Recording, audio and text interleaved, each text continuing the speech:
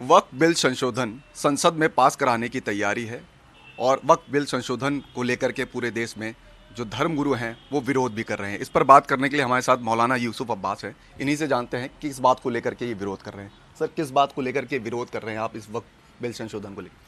देखिए, all India शिया फतला board ने बाकायदा अपने सुझाव जो हैं जॉइंट पार्लियामेंट्री कमेटी को दिए हमने, और जेपीसी को हमने देखे। बाकायदा जब हमें पार्लियामेंट में बुलाया गया तो हमने पार्लियामेंट में भी वही सुझाव दिए।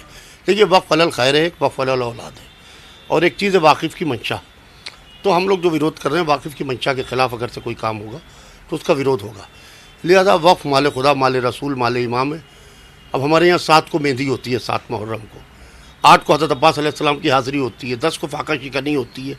वक्फ में लिखा हुआ है। आपने एक आदमी को ऐसे को बिठा दिया जो जानता नहीं है, जो सरकारी आदमी है। अब वहाँ के ऊपर वो शख्स कह रहा है हमारी मेहंदी के इतने पैसे खर्च होंगे, या हाज़िरी में इतना पैसा लगेगा, या फाका शिकनी में हमारा ये होगा पूरा। अब वो कह रहे हैं मैं कुछ जानता नहीं। तो सवाल ये है कि हम जिस तरीके से ईज़िली वक्फ बोर्ड को आराम से चला रहे थे, इसको लेके हमें दिक्कतें पैदा होंगी, और हम उन लोगों के ख़िलाफ़ भी आवाज़ उठाते हैं जो औकाफ़ को तबाह बर्बाद कर रहे हैं। आज भी हम उनके ख़िलाफ़ आवाज़ उठाते हैं जिनकी वजह से औकाफ़ लूट रहे हैं, जिनकी वजह से औकाफ़ तबाह हो रहे हैं। लिहाजा हम कतई ये नहीं चाहते कि औकाफ़ तबाह हो। इसको लेकर के all India Muslim personal law board press conference भी आज बैठक करने जा रहा है।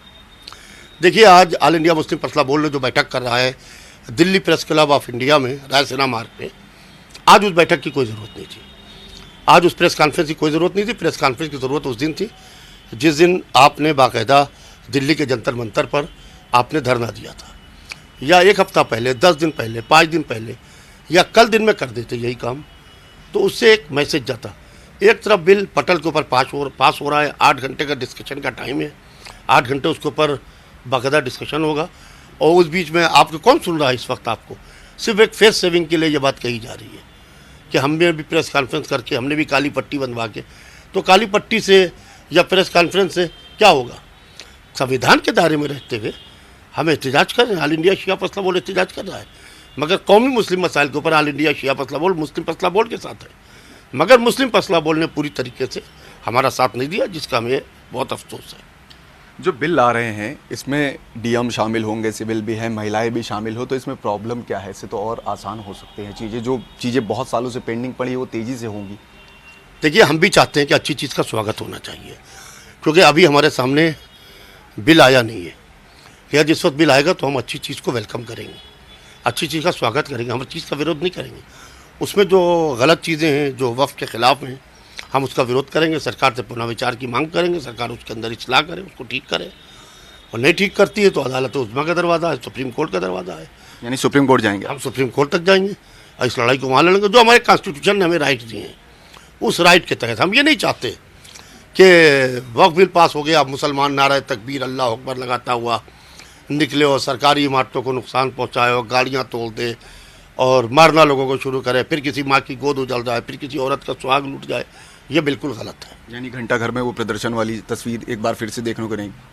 नहीं, इस तरीके के प्रदर्शन की तस्वीर मेरे ख्याल से मुनासिब नहीं है। हाँ, आप लड़ाई लड़िए, कॉन्स्टिट्यूशन के दायरे में रहते हुए लड़िए। ऐसी लड़ाई ना हो कि एक शख्स की भी जान चली जाए, इसलिए कि किसी माँ की गोद उजलती है तो उसकी तो दुनिया अंधेर हो जाती है। लिहाजा लड़ाई ऐसी होना चाहिए कि हम सरकार से बाकायदा डिस्कशन करें, डेलीगेशन मिलाएं, अपनी बात रखें, ना कि हम शहरों में आग लगा दें। यह गलत है। बीजेपी सांसद रवि किशन कह रहे हैं कि बहुत सालों बाद ये सरकार, मोदी जी बड़ी ईदी देने जा रहे हैं मुसलमानों को, गरीब मुसलमानों को। अच्छी चीज़ है, जिस तरीके से बड़ी ईदी मिलेगी तो ठीक है, वही उसको हम लोग देखेंगे, उसका वेट एंड वॉच कर रहे हैं। अभी मोदी जी ने ईद के मौके पर 32 लाख जिस तरीके से मोदी सौगात बांटी है, तो उसका हमने वेलकम किया, उसका हमने स्वागत किया है। अगर इसमें जो अच्छी चीज़ होगी उसका भी हम स्वागत करेंगे। जो चीज़ें हमारे वफ़ के हित में नहीं है उसका हम पूरी तरीके से विरोध कर रहे हैं, और आगे भी विरोध जारी रहेगा। तो ये यूसुफ अब्बास हैं जिनका कहना है कि हम यासूफ अब्बास जी हैं जिनका कहना है कि हम अभी भी विरोध कर रहे हैं, और बिल जब आ जाएगा तो उसको हम रीड करेंगे, उसके बाद हम आगे की रणनीति तय करेंगे। कैमरा पर्सन धर्मेंद्र साहू के साथ मनोज पांडे, लखनऊ न्यूज़ 24।